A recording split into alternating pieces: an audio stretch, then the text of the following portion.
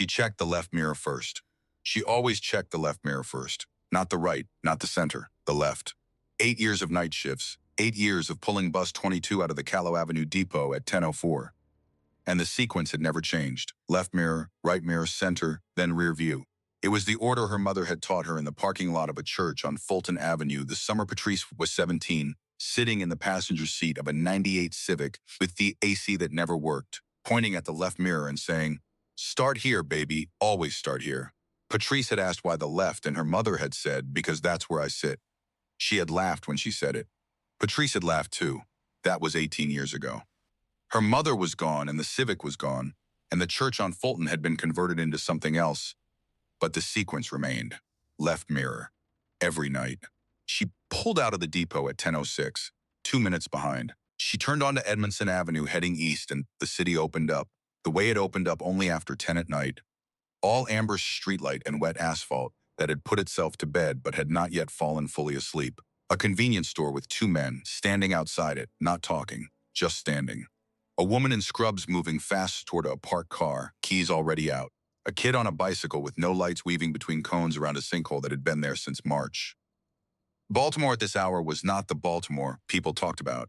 Not the harbor, not the inner harbor restaurants, not the Old Bay and the painted screens on the row house windows. At 10 at night, Baltimore was this, the people who kept the city running for the people who got to sleep. Patrice knew most of them by pattern, if not by name. She had been driving this route long enough that the regulars had stopped being strangers and become something else, something she did not have a word for. Not friends, not passengers exactly, something in between. The night shift nurse at Druid Hill who fell asleep within 3 stops, her badge still clipped to her chest. The older man from Sandtown who rode all the way to Penn Station every Tuesday night and came back on the last bus at 2 a.m. and never carried anything in or out, just rode. She had learned, over 8 years, that the most important skill a night bus driver possessed was not the driving. It was the not asking. People who rode at this hour did not need a driver who looked at them too long. They needed the doors to open on time, the heat to work, and the route to be what the schedule said it was. Patrice gave them that, every night, for 8 years. At 10:31, she stopped at the corner of W North Avenue in Pennsylvania. A woman in a yellow coat got off. A man in construction boots got on. And then, just before the doors closed, an old man came around the corner moving at the careful pace of someone whose knees had opinions about the weather. He was carrying something under his left arm, a tube, maybe 3 inches across and 2 feet long, wrapped in dark oilcloth, the kind of material chosen for durability rather than appearance. He held it the way you hold something that has made several trips and that you do not intend to lose. His hand shook slightly when he touched the card reader. The machine beeped on the second try. He sat in the front row and set the wrapped tube across his knees and looked out the window at the construction site on the south side of W North Avenue. The site was dark at this hour, the machinery asleep under its tarps, but orange safety lights blinked slowly along the perimeter fence, marking the space where something old was being made into something else. He looked at it for 2 full blocks. Then he said, not loudly, not directed anywhere in particular, "You know what that was before they put the fence up?" Patrice kept her eyes on the road. This was not unusual. People talked to her sometimes at this hour, when the quiet made the bus feel smaller than it was. She had learned to answer without encouraging. "I don't, sir," she said. He nodded once, as though she had confirmed something he already knew. He rode 3 more stops in silence. When he stood to get off at Brookfield, he tucked the wrapped tube carefully back under his arm. He did not say anything else. He stepped down onto the sidewalk, and Patrice watched him in the right mirror as he walked north, unhurried, into the block where the streetlights worked. She looked back at the road. She did not think about him again. Not that night. This was 3 weeks before she would stand in front of a cardboard box in her apartment and understand that her mother had been trying to tell her something for 14 months, and that she had not been ready to hear it until now. But this story does not begin on W North Avenue. It begins 17 years earlier, in a kitchen in Sandtown, on the last evening Patrice Wimberly spoke to her father. And before that, it begins 61 years before that evening, when a young man sat in front of a blank piece of drafting paper and began drawing the outline of a building he believed would outlast him. He was right about that, but not in the way he intended. Before we go further, I want to say something to you directly. I started this channel because I believe certain stories carry things that need to be carried, not the stories that make the news. The ones that happen in the space between a phone call that wasn't made and a box that stayed sealed too long. The ones where the distance between two people is made of silence rather than miles, and where the thing that finally closes that distance is something as small and as enormous as a folded piece of paper at the bottom of a cardboard box. If that kind of story matters to you, subscribe to this channel, hit the bell, share this video with someone you know who has a box they have not opened yet. We all have one. And we will come back to Patrice now, because her story is just beginning, and the part that matters most is still waiting. Patrice Wimberly was 35 years old, and she lived alone in a studio apartment on Quantico Street in Park Heights, on the second floor of a building that had not been meaningfully updated since 1961. The radiator knocked. The bathroom tile had a crack the landlord had been meaning to fix for 2 years. The window looked out onto a brick wall. It was $820 a month, and she had lived there for 6 years and she intended to stay. Before each shift, she did the same things in the same order. Coffee at 8:30, shower, something small from the refrigerator, uniform pressed hanging on the back of the bathroom door. Then the thermos. The thermos was the color of faded sage, a green gone gray from years of use, with a dent near the base and a cap worn to bare metal at the edges. It had been her mother's. Sistine had used it for 22 years before handing it over when Patrice got the MTA job, saying only, "It keeps the heat longer than the fancy ones." Celestine had brewed her coffee dark, 2 scoops past the instructions, because she said anything less was warm water with ideas. Patrice did not particularly like it that strong. Her hands had learned the amount anyway, and she had never adjusted it, and every night the coffee was stronger than she wanted, and she drank it and thought about other things. On the floor beside the window, there was a cardboard box sealed with brown packing tape. The box had been there for 14 months. It was not large, maybe 18 inches on each side, the kind liquor stores give away for free. On the top, in handwriting still precise despite the illness that had been advancing for weeks when it was written, 3 words in blue pen. Patrice, don't throw. She had carried it from her mother's apartment in Sandtown 2 weeks after the funeral and set it by the window because the window had the best light, and she had not yet decided what to do with it. 6 days became 2 weeks, became a month, became more than a year. Every night before she left, she looked at it.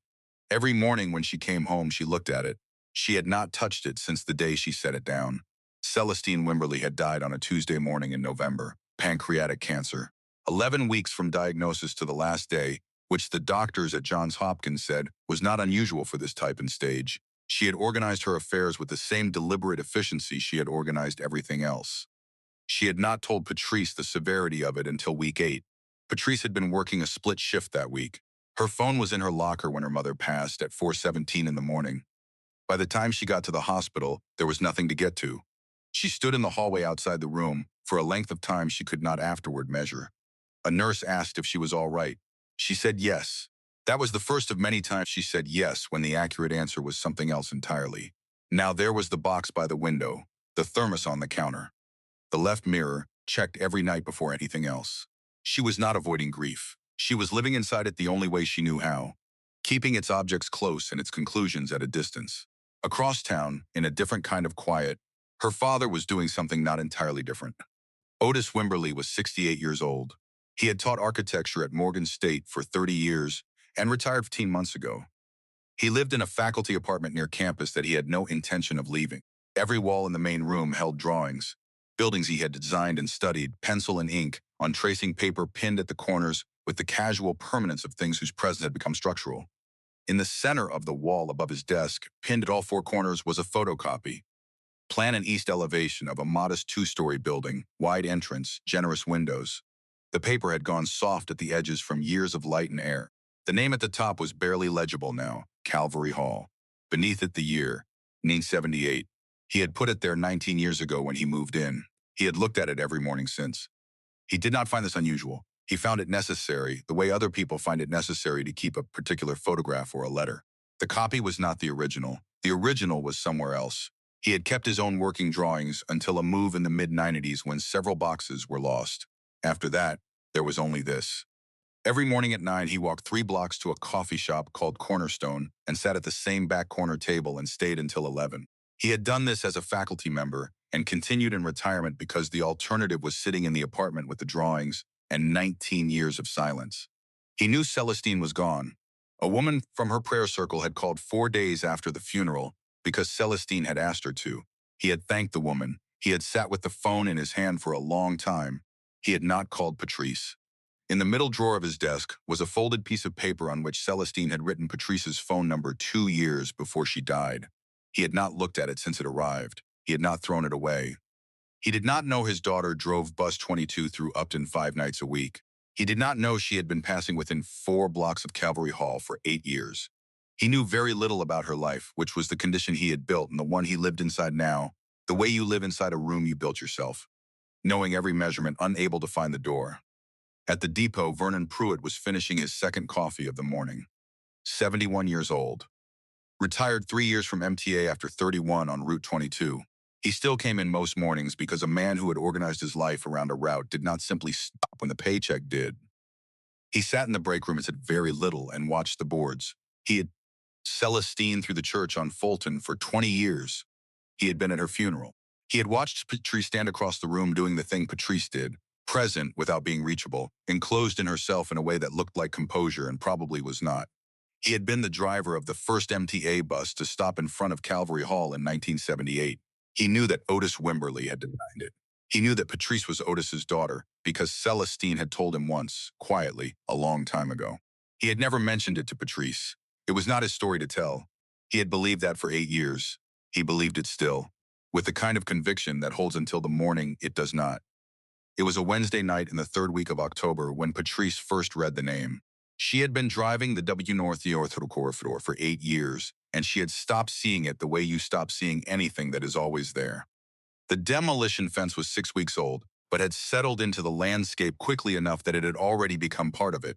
Another thing the city was changing, without consulting the people who moved through it every night. Baltimore had been doing this for decades, redeveloping the neighborhoods in the middle of the city, the ones that sat between the waterfront money and the county money, dismantling what was there and building what the market wanted instead. The people who drove the buses and cleaned the offices and worked the overnight shifts were not generally asked how they felt about it. They were generally just there the morning after, driving past the new fence. She was running 2 minutes behind at the W North and Pennsylvania stop, and the light held her longer than usual. The bus idled. The demolition notice board was on the south side of the fence, 8 feet high, white text on orange. She had driven past it every night since they put it up without reading it. This time the light held long enough. Calvary Hall. S. 1978. Demolition Permit BD 2024-0891. She read it in the time it takes to read 6 words. The light changed. She drove. She did not think about it again that night. The following morning she came home, made eggs, showered, and sat on the edge of her bed intending to sleep. She did not sleep. In 8 years of night shifts, she had learned to sleep reliably, her body reliable as machinery about this one thing. And when the mechanism failed, she noticed it the way she noticed any equipment malfunction, with attention rather than alarm. She lay on the bed for 40 minutes without the alarm giving her anything useful. Then she picked up her phone and pulled up the Facebook group she followed for Baltimore local history. The algorithm surfaced something from 4 days prior, a post from a retired school teacher named Eleanor Ford. The title was, Calvary Hall, the Last of Upton. A photograph attached, a 2-story building with a wide entrance and tall windows, a building she recognized in a way she could not immediately place, something that lived in her memory at a depth older than language. She read the first 2 paragraphs, a neighborhood institution. 4 decades of serving the Upton community, then the third. Designed by architect Otis Wimberly, 1977-78, commissioned by the Upton Community Coalition. One of 3 buildings Wimberly completed in Baltimore before relocating his practice. The other 2 have since been demolished. She read those sentences again. She put the phone face down on the mattress. Her father's name came up sometimes, not often. Forms that asked for paternal medical history. A question at a holiday dinner that she deflected without much effort. It did not generally come up attached to a building she had been driving past for 8 years. She slept for 4 hours. When she woke, she opened the app and read the full post. Calvary Hall had been the central gathering place for Upton from 1978 into the 2010s. Community meetings, church overflow events, youth programs, a free Saturday morning reading initiative for children that had run for 11 years. Elsa Swarmford listed the organizations that had used the space over 4 decades with the specificity of someone who had helped run some of them. At the bottom of the list, Women's Fellowship of First Calvary Church, 1983 to 2019. Patrice read that line twice. She knew the Women's Fellowship. Not by that name, not consciously, but she knew the room, wood floor, ceiling fans that turned slowly and moved the summer air without quite cooling it, folding chairs in rows that scraped when you pulled them across the floor. the smell of waxen hymnals, and the particular warmth of casserole dishes carried in from outside. She had sat in that room on Saturday mornings from the time she was small until she was old enough to be left at home. She had never known the name of the building she was sitting in. She had never thought to ask, and nobody had told her, and now the building was 19 days from not existing. Her mother had been in that fellowship for 36 years. She called Deja, who worked dispatch at the depot and had a cousin in the city planning office. Deja called back 20 minutes later. The demolition permit was valid, and the process had cleared all required reviews.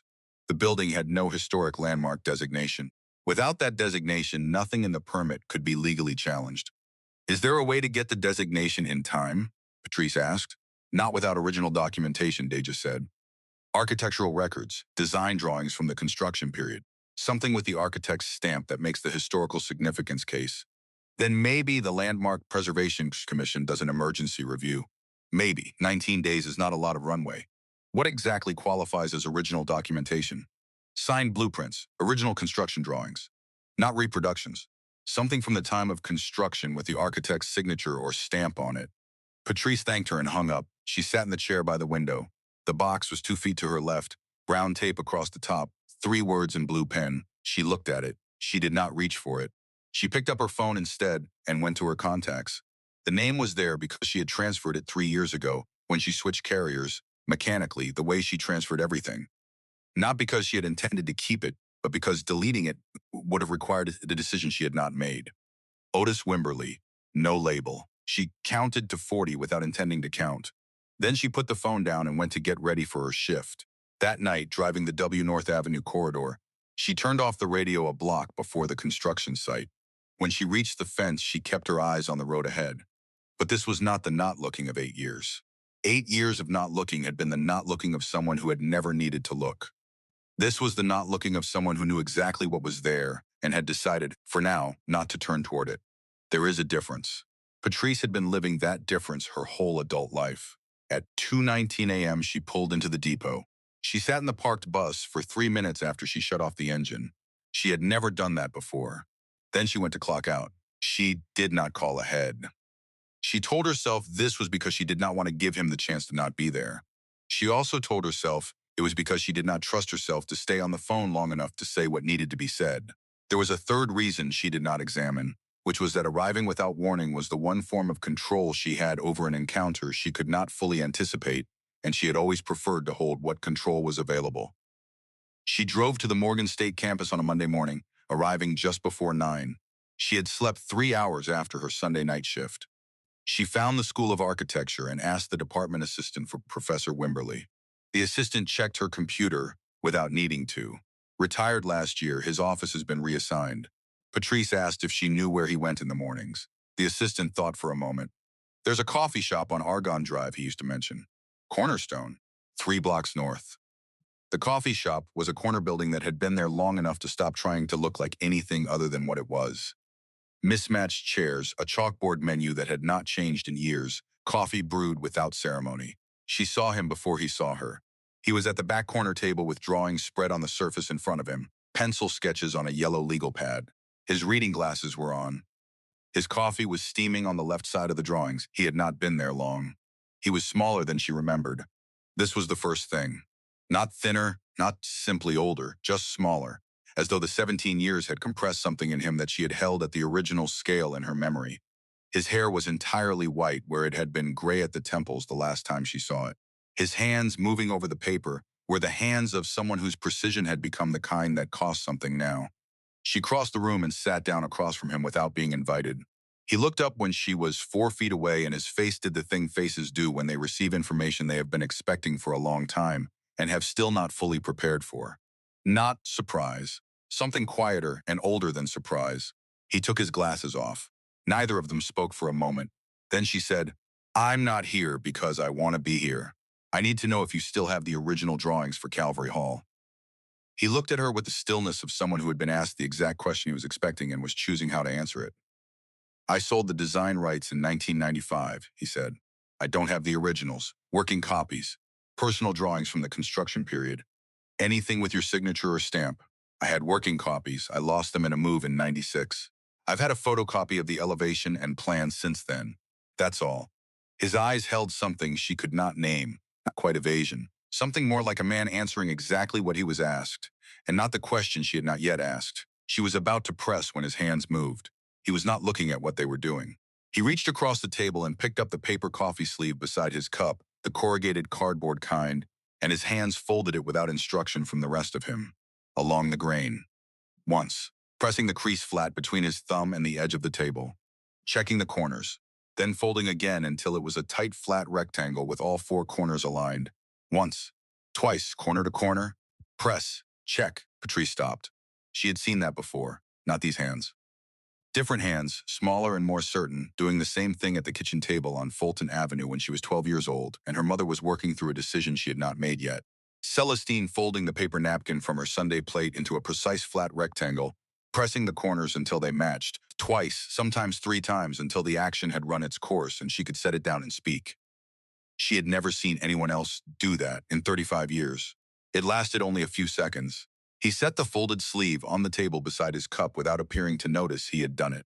Patrice did not say anything about it. She was not ready to say anything about it. But she felt something shift in the room, some quiet rearrangement of what she had understood the situation to be, and she sat with it while it settled. My mother passed, she said, 14 months ago. He was still. The stillness of someone who already knew and had been waiting for it to be said in a room where it could be witnessed rather than just held. I know, he said. A woman from her prayer circle called. Vivian. Patrice did not recognize the name. There were 36 years of her mother's life in that fellowship that she knew only in outline. I should have called you, he said. Not I couldn't, not I didn't know how. 3 words carrying their weight without excuse, without elaboration. Patrice looked at him. There was nothing in her face that forgave this. There was also nothing that required more from him on this subject right now. Both things were true at the same time, which was, she was finding how most true things worked. She stood. She picked up her jacket from the back of the chair. She left a box, she said. She did not know entirely why she said it. Perhaps because he should know something of Celestine still existed, sealed and waiting.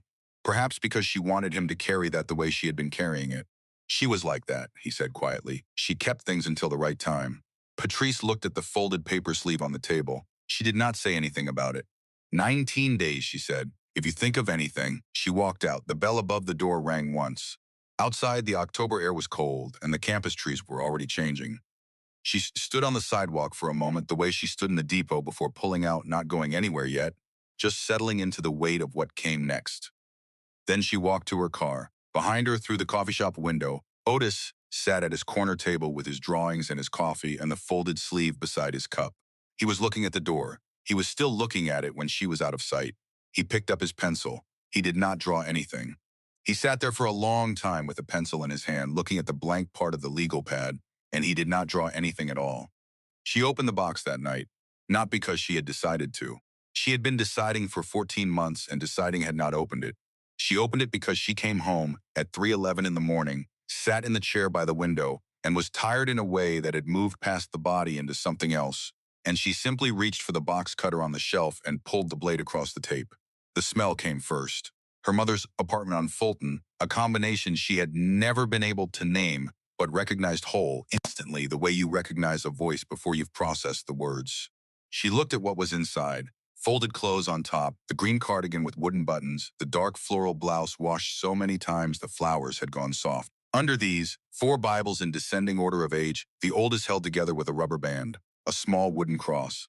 A coffee mug with the handle broken off, kept despite it because Celestine kept things that still held heat. And at the bottom, wrapped inside an old wool sweater, a tube. Maybe 3 inches across and 2 feet long, wrapped in dark oilcloth. Patrice looked at it. She had seen it before. 3 weeks ago, on the 1031 run, carried under the arm of an old man who boarded at W North in Pennsylvania, and asked her if she knew what the building had been before they put the fence up. She had said she did not know. She had not thought about him again until this moment. She set the tube on the floor. She picked up the sealed envelope beneath it and opened it. 4 pages, yellow-lined paper, her mother's handwriting, but slower, the letters larger and more deliberate, the handwriting of someone managing a hand that needed managing. Blue ink, some words pressed deep, others barely there. The letter did not begin the way she expected. It began, I have been trying to throw that tube away since 1996. I have not been able to do it. I am leaving it to you because you are the only one I trust to decide what to do with it, and because I think by the time you read this, You will already know why it matters.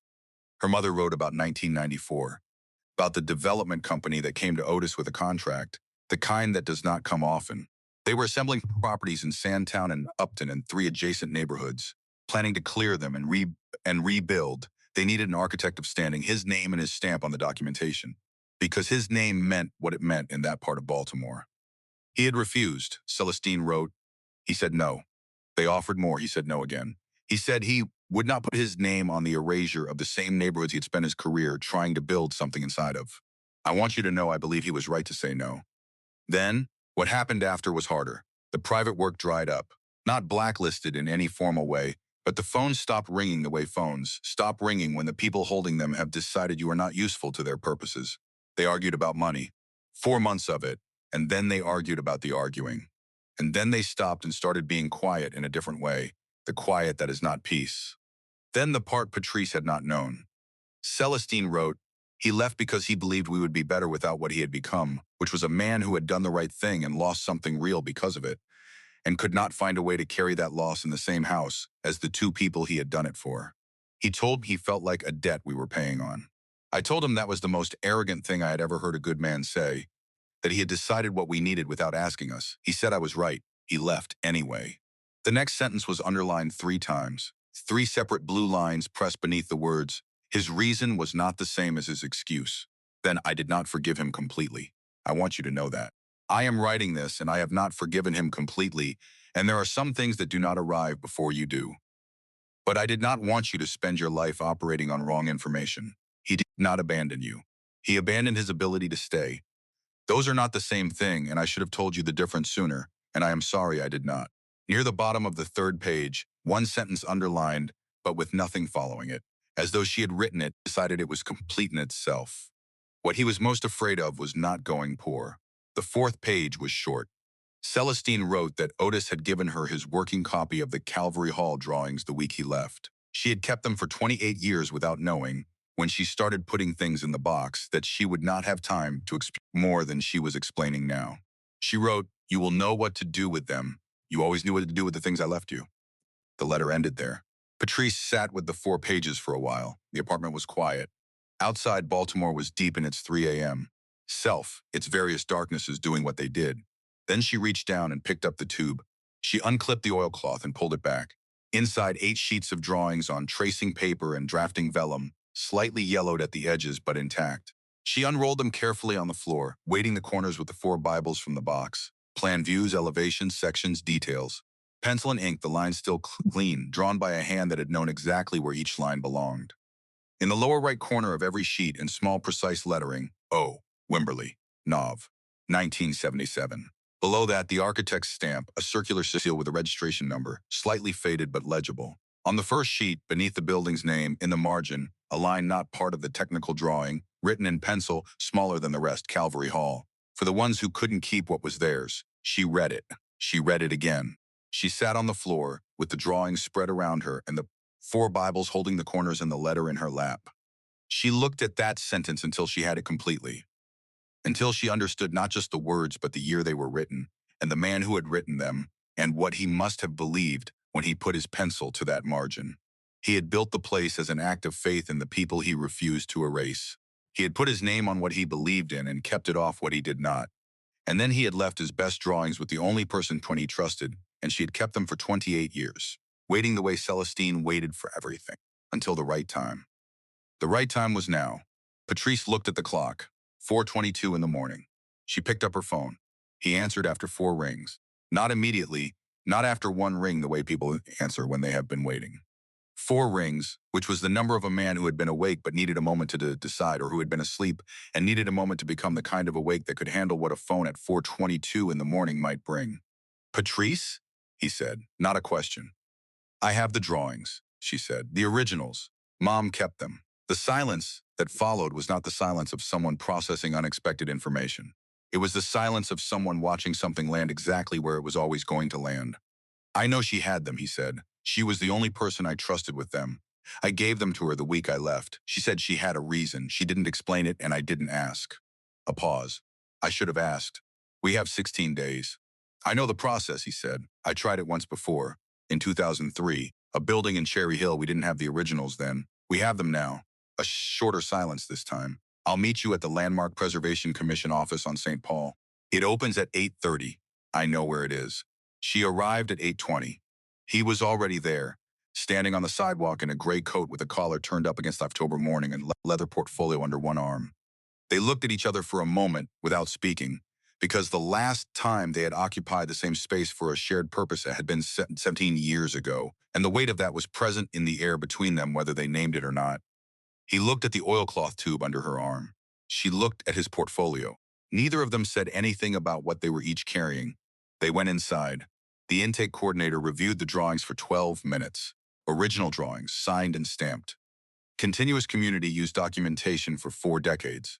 She said, "This is sufficient to open a review file. 16 days is workable if nothing goes sideways. The ownership group can contest the filing, which extends the timeline. But originals with the architect's stamp plus community use history, that's a strong case. Get letters of support from people who use the building. Start today." They walked out at 9:15. Patrice had parked on the street. They stood on the sidewalk and neither moved toward the car or away from it. Eleanor Ford, Patrice said, the woman who documented the building's history online. She listed every organization that used it going back to 1978. The Women's Fellowship will have records, Otis said. Rosters, meeting minutes. If those documents exist, they establish continuous use independently of anything I can provide. And I know the current pastor at First Calvary. I can call him today. Patrice looked at him. This was new information that he had maintained any connection at all to that neighborhood. She let it sit. She got into the driver's seat. He did not move to the passenger side. Then he did, and he got in, and neither of them said anything about it. She did not start the engine. They sat in the parked car on St. Paul Street for a moment, and then for longer than a moment. The city moved around them without noticing. The letter, Patrice said. She wrote that what you were most afraid of wasn't going poor. She underlined it. She didn't write what it was. He looked out through the windshield. The traffic on St. Paul moved steadily. He was quiet long enough that she thought he might not finish. What I was most afraid of, he said, was that you would grow up and look at me and see a man who did the right thing once and couldn't hold anything together after that, that the cost had been too much, and I hadn't been able to absorb it, and everything around me had shown it. Still looking out. I thought if I wasn't there, you would fill in the space with something better than what I had become. Patrice was quiet for a moment.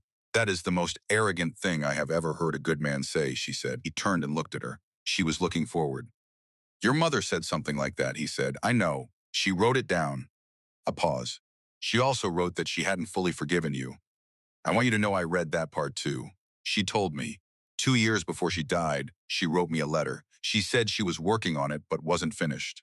He looked at the paper sleeve from Cornerstone that he had been turning slowly in his hands without appearing to notice, the same motion as before, corner to corner, corners matched. He set it on the dashboard. I should have come to the funeral. I was afraid you would ask me to leave, and I didn't want that to be the first thing between us in 17 years. So you made the silence the first thing instead.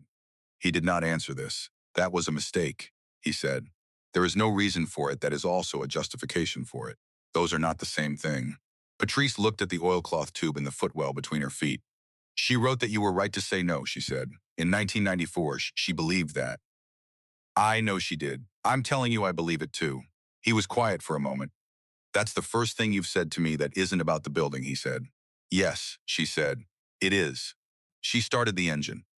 They drove to First Calvary together because the pastor Otis knew was there on Tuesday mornings, and because Eleanor Ford lived 2 blocks from the church and had already said she would do whatever it took, and because 16 days was 16 days and the work started immediately, or it did not start at all.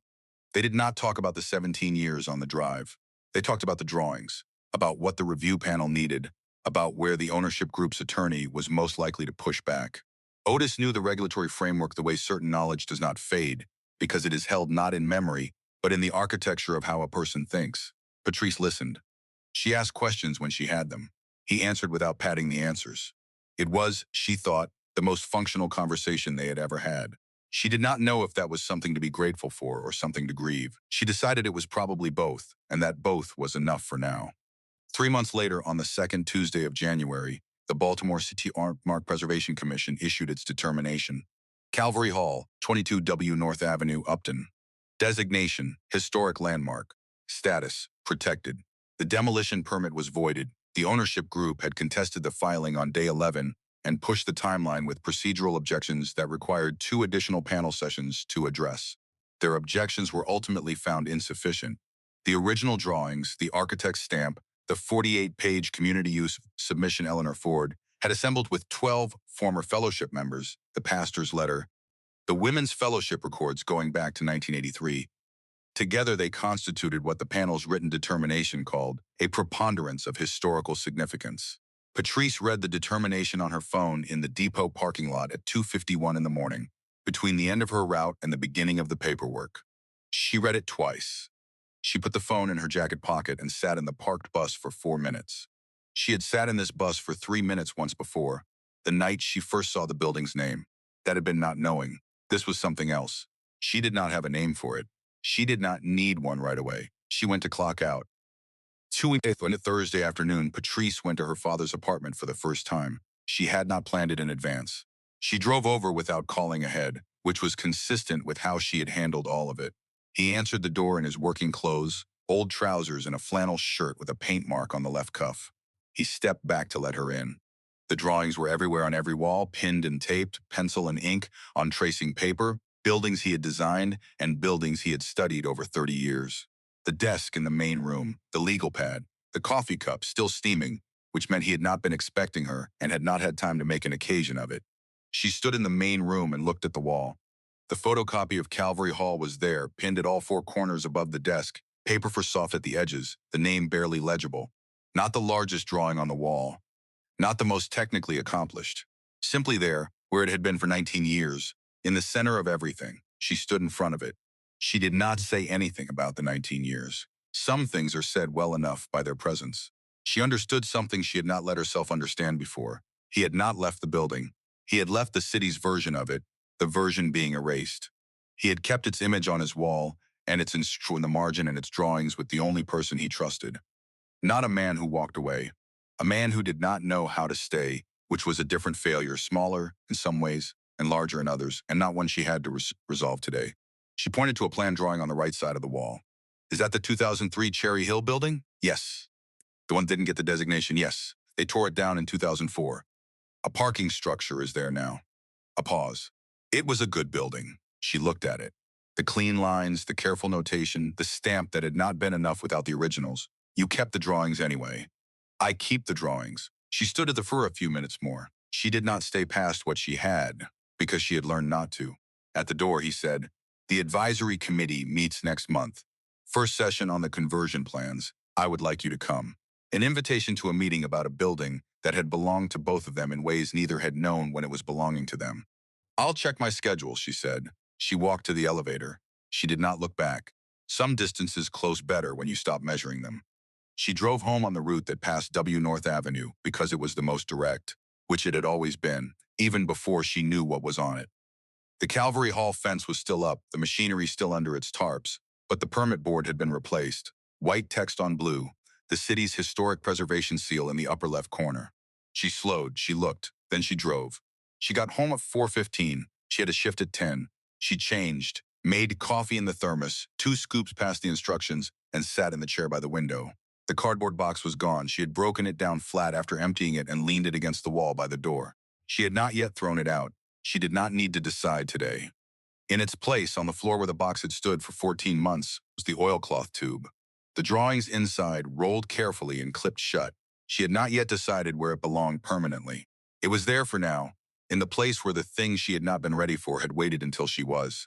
She drank her coffee. She looked at the thermos. She looked at the tube. At 9:22, she put on her uniform and picked up her keys. She checked the left mirror first. She always checked the left mirror first. She knew why now, and knowing did not change the doing. Some things become yours before you understand them and stay yours after. Left mirror, right mirror, center, rear view. She pulled out at 9:31. Baltimore opened up the way it opened up at this hour, amber streetlight and the particular quiet of a city in motion, the people who kept it running already out in it. She drove north on Fulton. She turned onto W North Avenue. The Calvary Hall fence blinked its safety lights along the perimeter, same as always. But the permit board was blue now. She looked. The bus moved through the intersection. The building passed the window. Then it was behind her, and then further behind, and the route continued the way it always did. The left mirror, the road ahead. The long, steady work of being where she was, carrying what she carried, still here. This story is fiction. Patrice and Otis and Celestine and Vernon are not real people. Calvary Hall is not a real building, but the neighborhood of Upton in Baltimore is real, and the pattern at the center of this story is real. Buildings that served communities for decades, designed by people who believed in those communities, erased quietly through processes that moved faster than anyone noticed until there was nothing left to notice. That has happened in Upton. It has happened in Sandtown. It has happened in neighborhoods across every American city that sits between the money on one side and the money on the other. The people who drove the buses and kept the fellowships and raised their children in those buildings did not always know the names of what they were inside. They knew of the floor and the smell and the sound of the chairs. Sometimes that is the only record that survives. Sometimes it is enough. If you knew a place like this, leave its name in the comments. That is its own kind of record now. If this story reached something in you, I want you to do one thing before you close this tab. Subscribe to this channel. And hit the bell, because the next story is already waiting, and it belongs to the same world as this one. Share this video with someone you know who has a box they have not opened yet. You know who that person is. They will understand why you sent it without you having to explain, and that understanding will mean something to both of you that is larger than the video itself. The stories on this channel are about the distance between people who should not be distant and the ordinary things that close that distance. A phone call at 4:22 in the morning. A tube of drawings kept in a closet for 28 years. A left mirror checked at the start of every shift. These are not dramatic gestures. They are what staying looks like when staying is the only thing left. Thank you for watching this one all the way to the end. It matters that you did.